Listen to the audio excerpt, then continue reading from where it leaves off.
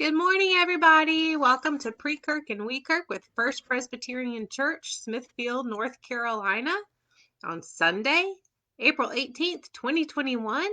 Our church will be meeting live in person today at 11 o'clock. You can show up at 10:30 and make sure you have your mask. One will be provided if you do not, and there will be social distance protocols in place as always, but they will be worshiping live at 11 if you wish to participate in that. Until it's really safe for all of us to get back together and play like we want to play and sing like, well, at least do some music like we want to do some music, hopefully some singing. We're going to keep doing live on Facebook for kiddos at 10 o'clock every Sunday morning. And maybe hopefully later this year we'll be able to get back together in person. But for now, I'm here every Sunday at 10. So I'm glad you've joined me. The more we get together, the more we get together, the happier we'll be. 'Cause my friends are your friends and your friends are my friends. The more we get together, the happier we'll be. With my friends, Nolan and Sydney and Lillian and Marley and Maggie and Daisy and Joshua and Alex and Avery and Anna and Caroline and Bella and Riley and Jasper and Kenny and Brooks and Gabby and Brittany and Avery and Sylvan and Eleanor and Wyatt and Ruth and Emily and Easton and Will and Buckley and Tinsley and Daniel and Jason and Connor and anybody else who's joining us. The more we get together, the happier we'll be. We haven't sung this one in a while. We're going to sing a song where you clap the whole way through like this. Can you do that with me? Let's go. I will enter his gates with thanksgiving in my heart. I will enter his courts with praise. I will say this is the day that the Lord has made. I will rejoice for he has made me glad. He has made me glad. He has made me glad. I will rejoice for he has made me glad. He has made me glad. He has made me glad. I will rejoice for he has made me glad. And I do rejoice to be with you today, and it's a beautiful day outside. Makes me think of this song. Jesus wants me for a sunbeam to shine for him each day. In every way try to please him, at home, at school, at play. A sunbeam,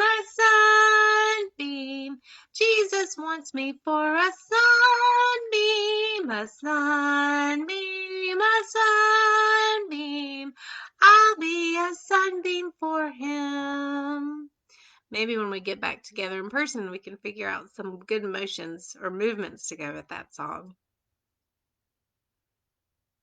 And I wanted to sing the one that we learned over Holy Week and Easter.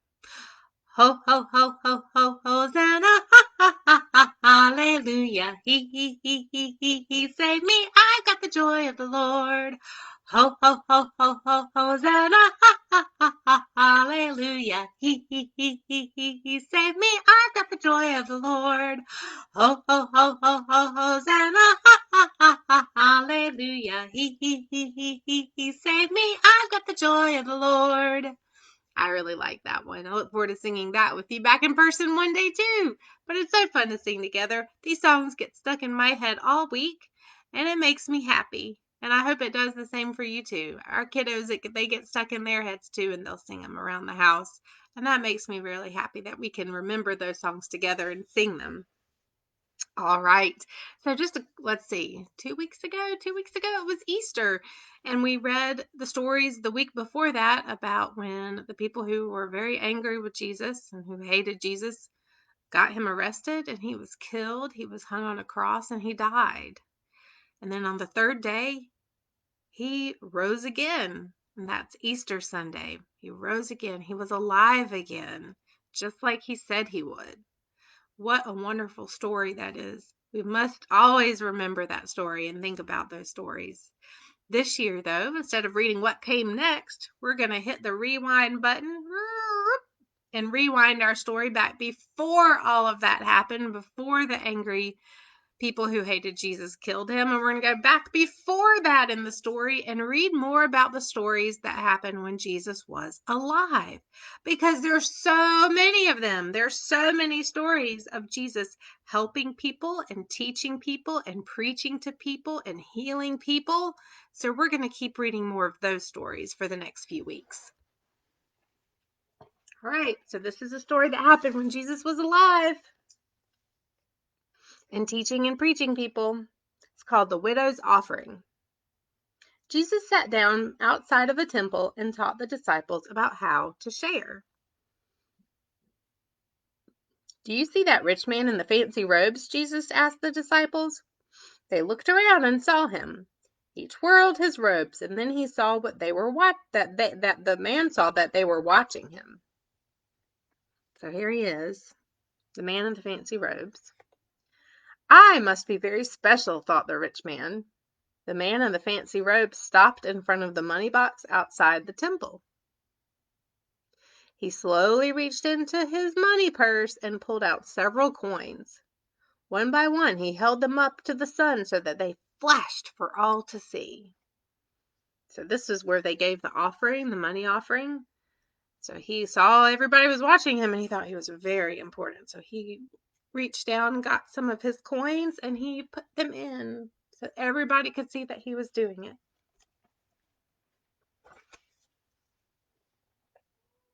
"It's time for me to give to the poor," said the rich man. He said it loudly. The coins made a loud clang as he dropped each one into the money box. Now Jesus asked the disciples another question. "Now, do you see that poor widow over there?" Jesus whispered. He didn't want to scare her. He whispered it so that she wouldn't hear that they were talking about what she was doing. She looked this way and that way, and she tried to hide in the crowd. She bent over the money box and clink, clink. Her 2 tiny coins barely made a sound as she dropped them in. The old woman reached her hand into her pocket, but it was empty. She didn't have any more. She only had the 2. Quietly, the poor woman shuffled away. "Did you notice?" asked Jesus. "The man in the fancy robes gave just a little bit of what he had. He showed off. We knew he was rich and fancy, and he felt important, and he's got lots of money, and he made a big deal about giving some. But the widow gave the only 2 coins she had, and she was very quiet about it. She shared everything that she had. She is the one who gave the most. This is how I want you to share."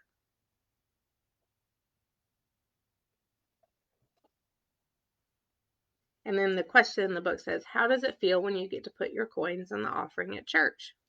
And our church does take up offerings every day, every Sunday when we're together, and different people do it in different ways. Some people put their money in before church starts so nobody sees what they're doing, and some people just quietly put it in as they pass it by. It's their routine. None of these ways are wrong. Some people don't give anything. Some people give their money online. Some people don't give money, but they show up and help out a lot. They help sing, or they help build, or they help fix the building, or they help with the gardening outside. And some people show up and help out when they're at church. Maybe they sing in the choir when there's no COVID, and maybe they help with other jobs in the kitchen and putting food out or cleaning up after. There's a ton of ways people help our church. And giving money is one thing that we think about a lot, and Jesus taught about. This was a story about Jesus teaching about giving money. But it's something that almost every person in every family thinks about differently. So the one thing I'll point out about the story is that Jesus did seem like he was talking about the difference between showing off and making a big deal about how much you're giving and quietly giving, because to not make a big deal about it. And the widow in the story, didn't make a big deal about it. She quietly gave. So I think that's important. It almost seems like maybe we're not, when we give, we shouldn't make a big deal about ourselves, or we shouldn't feel very important, or something like that. Because the widow was very quiet.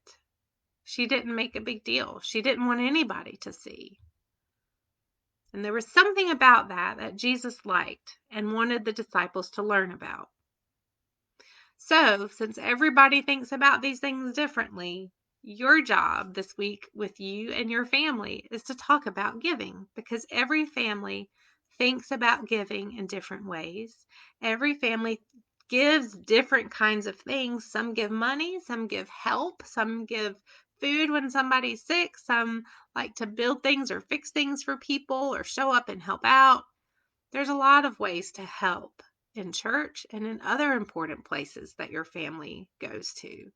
So talk to your family about it. Ask your mom or dad or grandma or aunt, uncle, whoever you are with, what do you think about giving? What do you like to give?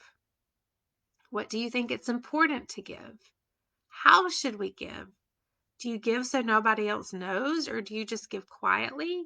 Or are there times where you do have to tell other people what you're giving? Those are important questions to ask your family, and talk about what they think and think about it. One day when you grow up, you're going to make your own decisions about if you give or what to give or how you're going to give. So the more you think about it and the more you talk to your family now, the more you'll have in your brain to help you make those decisions later. So again, it's an important story with a lot of questions to keep asking and talking about. You do have crafts today in your packet. You've got, if you are a littler kid, yours came with a color page on the front and some activity pages behind it. And if you are a bigger kid, you have a front and back crossword puzzle. I think it's got all the same things on it, but it's just spread out on one paper instead of over two. I hope you enjoy those, and the activities will remind you of the words in the story and the parts of the story, and maybe that can help you talk to your family about it as well and think about these things. That's the end for today. Next week we'll be back here, same time, same place, 10 o'clock in the morning on Facebook Live, and we'll read another story about when Jesus was alive and teaching and preaching, backed up before he died and rose again. We're going back up to read more of the stories of when he was alive. I'm not sure if I'm going to have singers helping me today, so let me stop and ask. Is anybody going to help sing this morning? I think so. I think they heard me. I hear footsteps.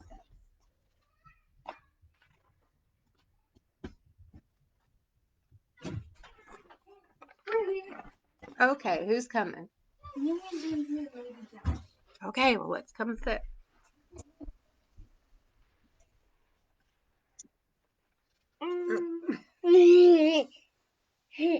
Joshua, are you coming? All right, it's just us this morning. Let's get the camera where we can see a song. Do you want to sing one song before we say go now in peace? Which one? Shalom. You want to sing Shalom and go now in peace? Yeah. All right, which one first? Shalom. Shalom, good friends. Shalom, good friends. Shalom, shalom. Till we meet again. Shalom, shalom. Clap, snap, peace, peace. Clap, snap, peace, peace. Go now in peace. Go now in peace. May the love of God surround you everywhere, everywhere you may go. I say goodbye. I'll see you later. I say goodbye. I'll see you later. I say goodbye and get down and get down and get down. I say goodbye. I'll see you later, alligator, and freeze. High five. High five. High five. High five. We will see you next week.